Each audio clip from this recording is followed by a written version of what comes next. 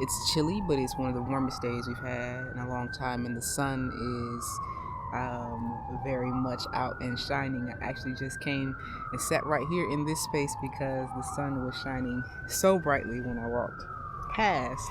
And then as soon as I sat down, the clouds kind of moved over the sun. So I'm hoping that um, it'll pop back out in just a minute. But um,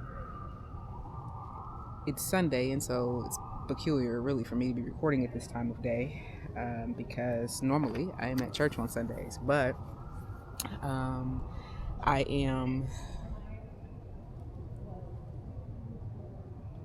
beginning, I should say, a process. There, the sun comes. You guys see that? There, the sun comes. I'm beginning a process. Um, and maybe beginning isn't the right word. I am settling into um, a process or a season, I think is better for me to say. A season of life that um, has been coming, right, and been around, and that I've known um, was coming. And so I've spent time trying to prepare myself, um, but preparing myself in a different way, if that makes sense.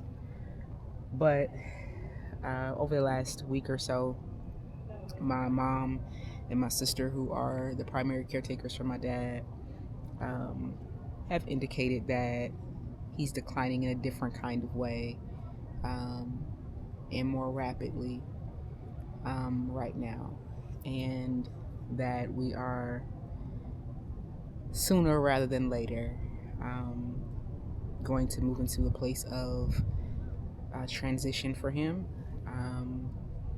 And that while it may not be today or tomorrow, that we should begin readying ourselves more earnestly for that time.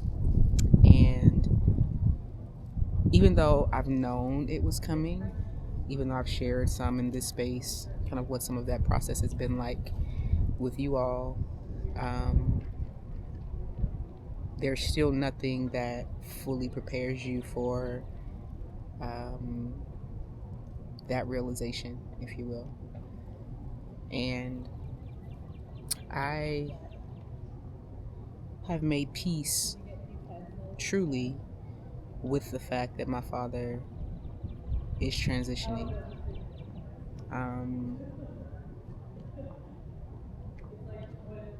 My agreement with God is that my father will not suffer.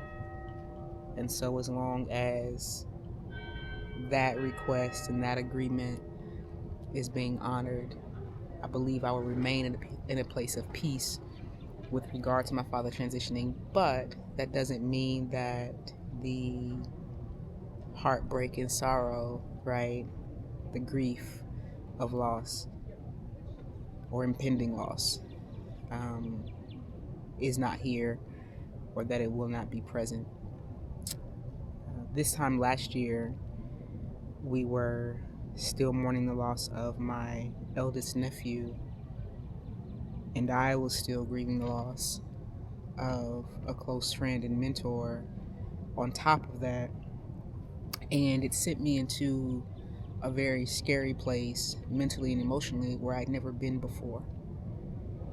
And so I've had to do a lot of work over this last year to, I can't say heal from that experience, but to get back to a place of relative stability and to get into a rhythm. And that has required me, in many cases, to say no to things and to people that I otherwise would have said yes to pull back from a number of things, to go into times of kind of isolation and silence and contemplation and reflection, to spend more time in my home and to create a safe space in my home where I could just be. It has required therapy, consistent therapy. It has required a lot. And even when I went home in December for Christmas, I, leaving there, was aware of the fact that my father was declining and declining rapidly. Um, and so I've been in this place since then of saying to myself that I am preparing myself to encounter grief again, not rushing it, but knowing that it's coming. And in doing that, and in kind of keeping myself in that place of remembrance and reminding and trying to make sure that I've been keeping rhythm, I didn't realize until a few days ago that I had placed myself in a rhythm that was preparation but not processing. And so a few days ago, when I woke up out of my sleep,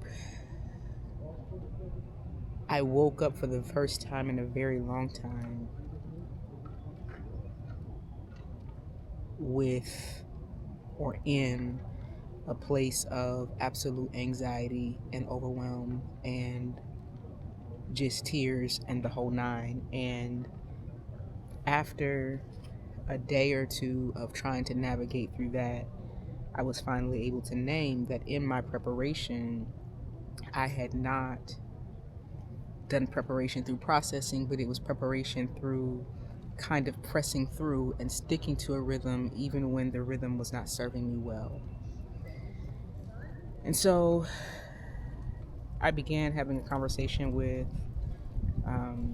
my supervisors and things about what it would look like to begin putting my leave options right into place. And we're still navigating what that looks like, what it will look like for me to work remotely for periods of time over the next few months so that I can be present with my family. I don't just want to go home for a funeral, if you will, but I want to honor this season with my family,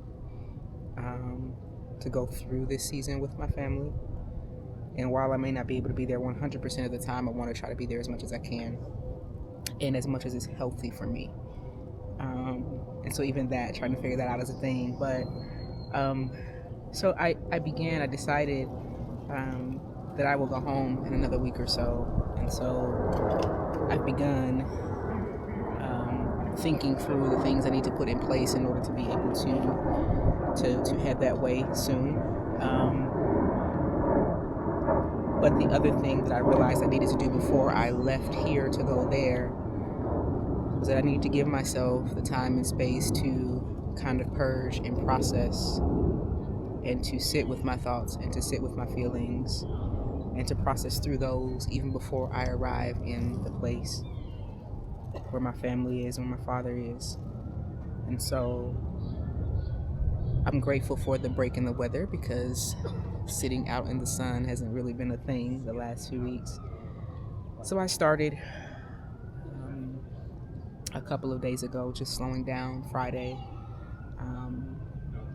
Finished the last bit of my administrative work for the week and went out for a long walk and came back and took the day slow. And Saturday I went out to North Beach by invitation of what I will call a stranger who became an angel for me, who invited me out to her property to just go and sit by the water while the sun was shining. And when I went out and spent some time journaling, I felt my nervous system begin to reset. I felt it slow down. I felt my heart rate return to a normal place. I felt my breathing come into a normal rhythm again. And I didn't realize that I had not felt that in a while. And I slept well that night. And so while I'm supposed to be at church today, I called my pastor asked to be excused because today at church would have been a working day for me. Please forgive the noise in the background. And I didn't want to take my nervous system out of that place of reset that was triggered by me being in the place yesterday. And so tomorrow I have a couple of very small meetings. They're virtual, but I'll be going back out to that place, taking a couple of days off of work and going back out to that place by myself, to stay in the cottage there and to just give myself time and space as I prepare to go home. There is a measure of guilt, I think, that comes with that, because I realize that my mother and my sister right now don't get necessarily that break, and so there is a measure of me feeling guilty about that. But I also know that if I go home and rush home without taking the time to fully reset myself, that I won't be much good to them when I get there. So today I am taking it slow, soaking up all of the sun as it comes my way. I've been doing my best to eat good food, or at least to eat whatever my body asks for, and to not rush into anything or anybody or any reason. And what I'm hoping to discern over the couple of days when I'm at the waterfront is how to, in this season, embrace the grief in a healthy way, but also lean into the traditions which believe or suggest that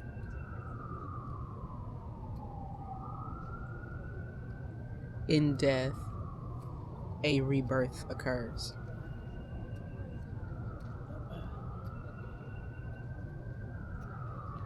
This season for me,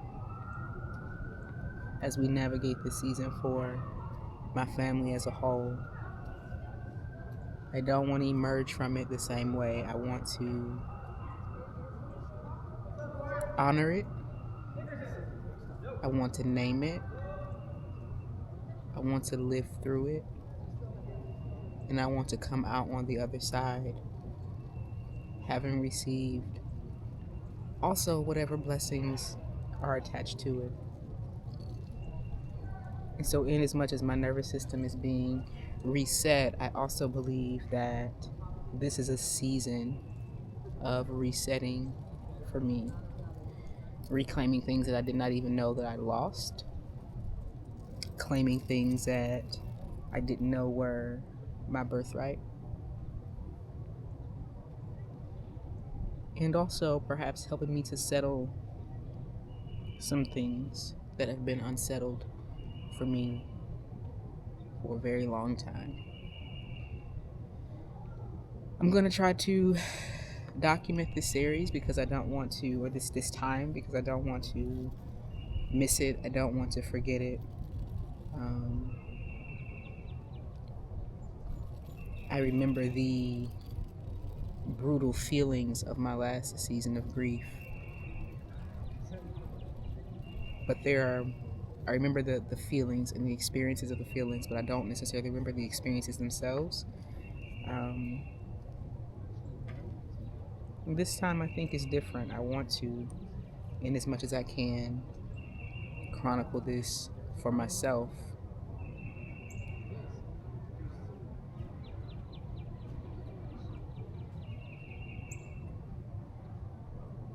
I was able to name yesterday that there is a measure of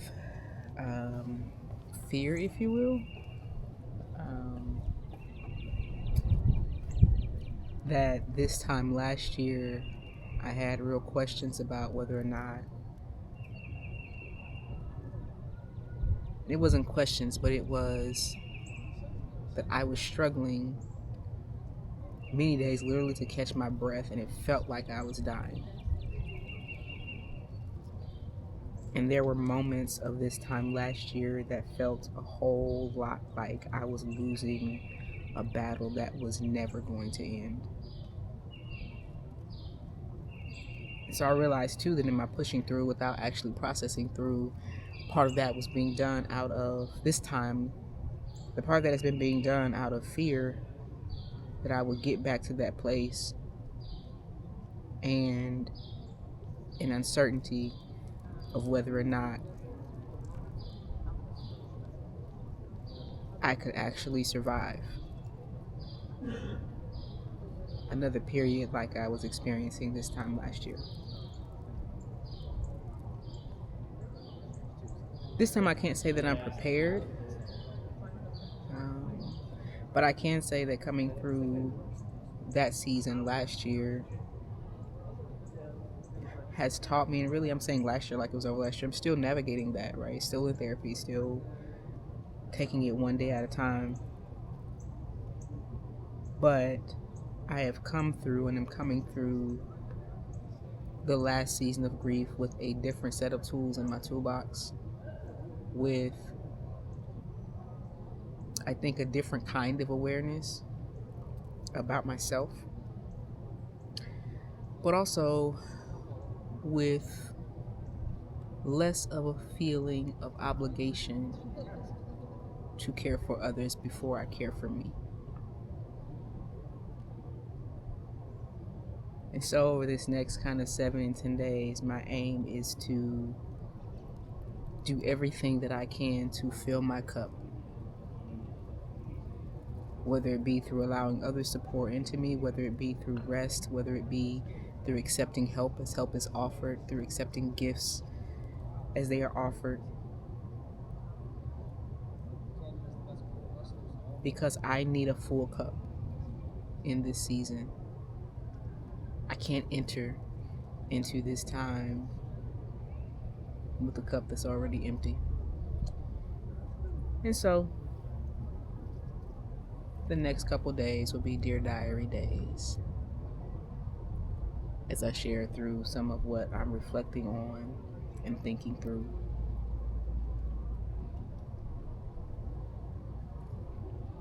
Thank you all for listening if you're still here.